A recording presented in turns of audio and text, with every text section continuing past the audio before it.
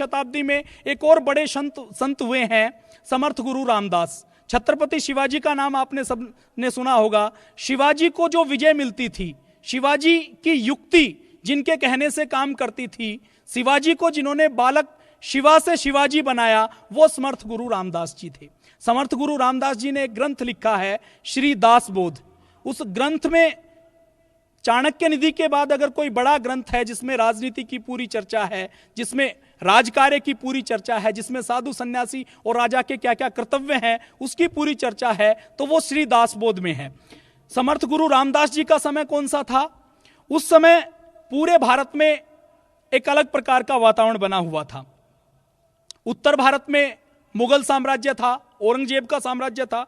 दक्षिण में आदिल शाह का, निजाम शाह का, कुतुब शाह का राज्य था और पूरी जनता के ऊपर भयंकर अत्याचार होते थे। तो जब जब जनता त्राही त्राही करती है तब तब वो किसी गुरु की, किसी संत की शरण में जाती है। तो उस समय भी जब जनता बहुत परेशान हो गई, जब जनता के ऊपर बहुत सारे अत्याचार हो गए, तो वो समर्थ गुरु रामदास जी के चरणों में पहुंचे और उस समय गुरु जी ने संकल्प लिया कि इन विदेशियों की सत्ता को उखाड़कर अब सत्य का साम्राज्य स्थापित करना है, अब हिंदुत्व का साम्राज्य स्थापित करना है। और उसके लिए वो जन जागरण के लिए वो पूरे भारत के भ्रमण के लिए निकल गए।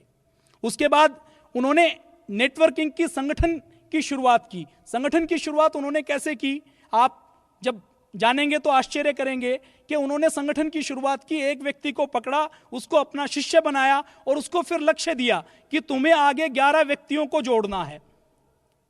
समर्थ गुरु रामदास जी ने हनुमान मंदिर स्थापित किए और मंदिरों के साथ साथ अखाड़े स्थापित किए कि आगे जो छत्रपति शिवाजी की सेना में सैनिक मिलेंगे वो सारे इन अखाड़ों के साथ मिलेंगे।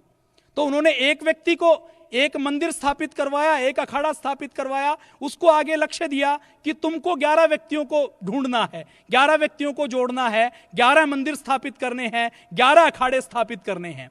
समर्थ गुरु रामदास जी को चाणक्य के बाद दूसरा भारत का चाणक्य माना जाता है। समर्थ गुरु रामदास जी ये कहते थे कि मैं राम का दास हूं। समर्थ गुरु रामदास जी का जन्म कब हुआ? रामनवमी को हुआ। परम पूज्य स्वामी जी महाराज भी राम को अपना देव मानते हैं। स्वामी जी महाराज का जन्म दिवस कब है? रामनवमी को है। छत्रपति शिवाजी ने पूरे देश में भ्रमण करके संगठन खड़ा किया। पूज्य स्वामी जी महाराज ने भारत स्वाभिमान यात्रा के माध्यम से 11 लाख किलोमीटर की यात्रा की, लगभग 400 जिलों में कार्यक्रम किए, देश की 3000 से अधिक तहसीलों में कार्यक्रम किए, 1.5 लाख से अधिक गांवों के मध्य से गुजरे हैं।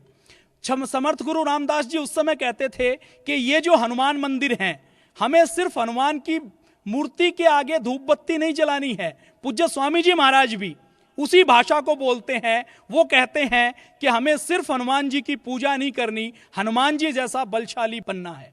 समर्थ गुरु रामदास जी महाराज कार्यकर्ताओं को क्या कहते थे, उनके ऊपर तो एक बहुत बड़ा ग्रंथ लिखा जा सकता है। समर्थ गुरु रामदास जी कार्यकर्ता जब निराश होते थे तो उनके लिए कहते थे कि प्रत्येक काम शुरू करने पर पूरा होता है, कभी भी धीरज नहीं छोड़ना चाहिए, लगातार प्रयत्न करना चाहिए।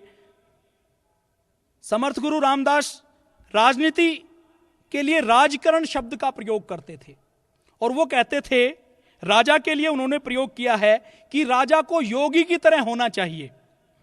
योगी कौन होता है? जो मोह से मुक्त होता है, जिसकी कथनी और करनी में कोई अंतर ना हो, जो समभाव में रहता है, जो मोह और आसक्ति त्याग कर केवल अपना कर्म करता है। छत्रपति शिवाजी जिनको राजा कहा जाता था, उनको समर्थ गुरु रामदास जी राजा बनने के बाद कभी भी शिवाजी नहीं कहते थे। छत्रपति शिवाजी के लिए एक शब्द प्रयोग किया जाता था, श्रीमान योगी। छत्रपति शिवाजी को समर्थ गुरु रामदास जी महाराज बार बार श्रीमान योगी के नाम से कहते थे। वो कहते थे कि तुम योगी के भाव से अपना राजकार्य चलाओ, योगी के भाव से रहो। तो शिवाजी को भी अगर हम माने तो शिवाजी राजा कम थे, सन्यासी अधिक थे, योगी अधिक थे। शिवाजी ने जो राज्य स्थापित किया वो योगी बनकर राज्य स्थापित किया था। साधु के लिए समर्थ गुरु रामदास जी ने कुछ शब्दों का प्रयोग किया है, संत कैसा हो, साधु कैसा हो, सन्यासी कैसा हो। तो समर्थ गुरु रामदास जी कहते हैं कि गृहस्थ को तो देश व समाज के लिए काम करना चाहिए, परंतु साधु को गृहस्थ से कई गुना अधिक काम करना चाहिए। यदि वह साधु के बारे में भी उन्होंने बताया है कि कई बार लोग साधु बनते हैं कि कुछ करना ना पड़े, आलस्य के लिए। तो समर्थ गुरु रामदास जी महाराज साफ साफ कहते हैं कि अगर साधु बनना है तो देश व धर्म की सेवा की भावना से उनकी रक्षा व उन्नति के काम में अपना सर्वस्व दान करना चाहते हैं तो साधु बने, केवल वस्त्र पहनने के लिए साधु ना बने। उसके बाद साधु के लिए वो कहते हैं कि अगर वो समाज की सेवा करते हैं, अगर वो भिक्षा मांगकर 2 रोटी खाते हैं और बदले में समाज को उससे कई गुना अधिक देते हैं तो ही वो सच्चे साधु हैं, नहीं तो दुनिया उनको पागल, ढोंगी या पेट के लिए भिखारी ही माने जाएंगे। साधुओं के लिए समर्थ गुरु रामदास जी ने बहुत कठोर वाणी का प्रयोग किया है। उन्होंने कहा है कि अगर सेवा करते हैं तो ही साधु हैं, नहीं तो या तो पागल कहलाए जाएंगे या ढोंगी कहलाए जाएंगे या पेट के लिए भिखारी कहलाए जाएंगे।